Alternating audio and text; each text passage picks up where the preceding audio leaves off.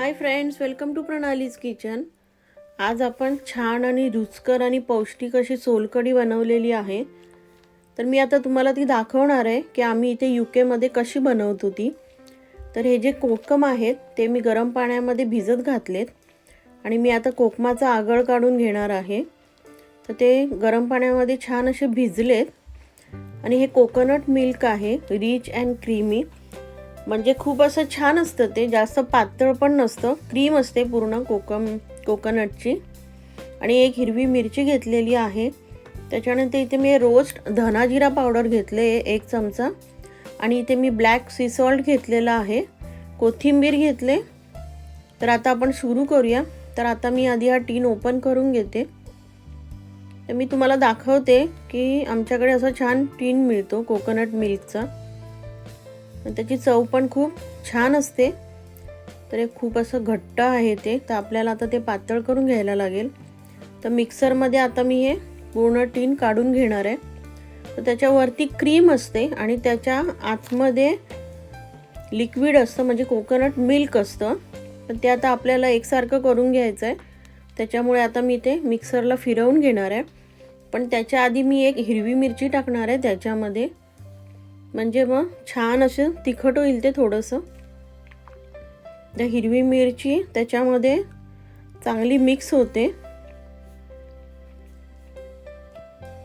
तर आता आपलं हे कोकोनट मिल्क रेडी झालेलं आहे,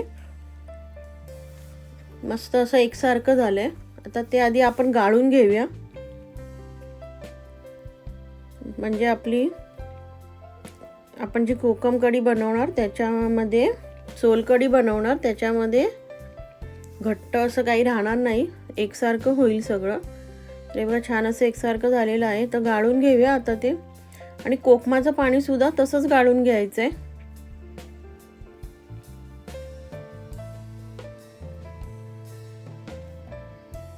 आता असा मस्तपैकी गुलाबी कलर येणार आहे। मिक्स करून घेऊया चांगलं आणि थंड करून घ्यायचं आहे ते, कारण सोलकढी नेहमी थंडीतच छान अशी थंड पितात। तर गरमीमध्ये छान अशी ती पोटाला आराम देते।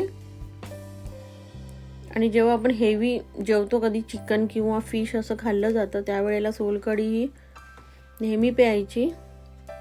बघा मस्त असं छान गुलाबी कलर आलेला आहे त्याला। तर त्याच्यामध्ये आता मी हे ब्लॅक सी सॉल्ट टाकणार आहे, मीठ। त्यानंतर ही धने जिरे पावडर जी आहे रोस्ट करून घेतले 2 मिनिटं अशी आणि बारीक करून घेतलेली आहे, तर ती टाकूया। आणि कोथिंबीर टाकायची त्याच्यावर, तर खूप छान दिसते आणि प्यायला सुद्धा आणि बनवायला सुद्धा खूप इझी।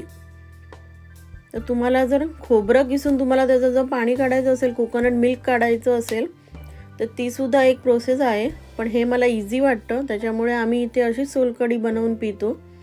झटपट होते, छान होते, टेस्टी होते आणि खूप अशी छान हेल्दी रेसिपी आहे ही।